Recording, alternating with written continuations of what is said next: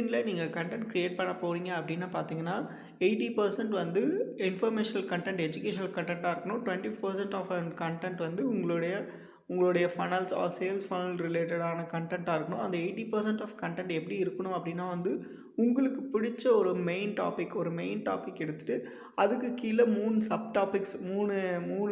Topics எடுத்துகிட்டு அந்த 3 sub டாபிக்ஸையும் மாற்றி நீங்கள் கண்டென்ட் க்ரியேட் பண்ணணும். அந்த கண்டென்ட்க்கு வந்து நீங்கள் வேறு ஒரு புதுசான ஒரு விஷயம்லாம் பண்ண தேவையில்ல. உங்கள் டாப்பிக்கை போட்டு சர்ச் பண்ணுறீங்க. சர்ச் பண்ணிவிட்டு எந்த மாதிரியான போஸ்ட்டுக்கெலாம் வந்து அதிகமாக ஷேர்ஸ் வந்திருக்கு, எந்த மாதிரியான போஸ்ட்டுக்கெலாம் வந்து அதிகமான ரீபோஸ்ட் வந்திருக்கு அப்படின்னு சொல்லி செக் பண்ணிவிட்டு அதை ஒரு இன்ஸ்பிரேஷனாக எடுத்துக்கிட்டு உங்களுடைய தாட்ஸ் படி நீங்கள் அந்த கண்டென்ட்டை ரைட் பண்ணீங்க அப்படின்னா வந்து உங்களுக்குன்னு ஒரு செட் ஆஃப் ஆடியன்ஸ் வருவாங்க. ஃபார் அன் எக்ஸாம்பிள் என்னுடைய ஆடியன்ஸ் வந்து பார்த்திங்கன்னா எஸ்இஓ ரிலேட்டட். எஸ்இஓவில் வந்து 3 விதமாக இருக்குது. ஒன்று on page, off page, technical அப்படின்னு இருக்குது. அப்படின்னு வந்து பார்த்திங்கன்னா 3 ஒரு கண்டென்ட்டையும் எடுத்து ஒன்றும் இன்டெப்த்தாக நீங்கள் அனலைஸ் பண்ணி நீங்கள் கண்டென்ட் எழுதி பண்ணீங்க அப்படின்னா வந்து நீங்கள் உங்கள் ஃபீல்டில் பயங்கர ஸ்ட்ராங்காக இருப்பீங்க.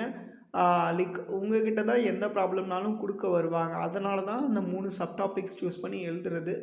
அண்ட் தென் டெய்லியும் வந்து 5 to 10 கனெக்ஷன்ஸ் வந்து நீங்கள் க்ரியேட் பண்ணுங்கள். அந்த கனெக்ஷன்ஸ் எப்படி இருக்கணும் அப்படின்னு பார்த்தீங்கன்னா லைக் ஒரு ஜென்ரலாக இல்லாமல் நான் உங்களோட போஸ்ட் பார்த்தேன், எனக்கு ரியலி உங்களை அடுத்தவங்களை வந்து அப்ரிஷியேட் பண்ணுற மாதிரி இருக்கணும்.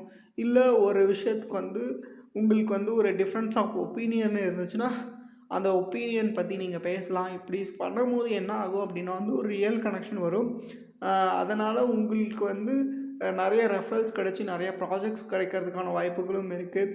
இல்லை அப்படின்னா ஒரு ஜாப் கிடைக்கிறதுக்கான வாய்ப்புகளும் இருக்குது. ஸோ தட் இதை நீங்கள் ட்ரை பண்ணுங்கள். அண்ட் தென் ஒரு போஸ்ட்டு போட்டுட்டு அதை வந்து விட்டுறாதீங்க. அடுத்த நாள் ஆஃப்டர் 24 ஹவர்ஸ் கழித்து அந்த போஸ்ட் எப்படி பர்ஃபார்மன்ஸ் ஆகிருக்கு அப்படிங்கிறத செக் பண்ணிவிட்டு ஏன் இந்த போஸ்ட் வந்து பயங்கரமாக பர்ஃபார்மன்ஸ் ஆகுது, ஏன் இந்த போஸ்ட் வந்து பயங்கரமாக பர்ஃபார்மன்ஸ் ஆக மாட்டேங்குதுன்னு சொல்லி ஐடென்டிஃபை பண்ணி அதை நீங்கள் ஒர்க் அவுட் பண்ணீங்க அப்படின்னா வந்து நெக்ஸ்ட் லெவலில் வந்து நீங்கள் லிங்க்டினில் வளரலாம். உங்களுக்கும் லிங்க்டினில் பர்சனல் பிராண்டிங் பண்ணணும் அப்படின்னு ஆசைப்பட்டீங்கன்னா கண்டிப்பாக என்னை காண்டாக்ட் பண்ணுங்கள், நான் உங்களுக்கு பண்ணித்தரேன்.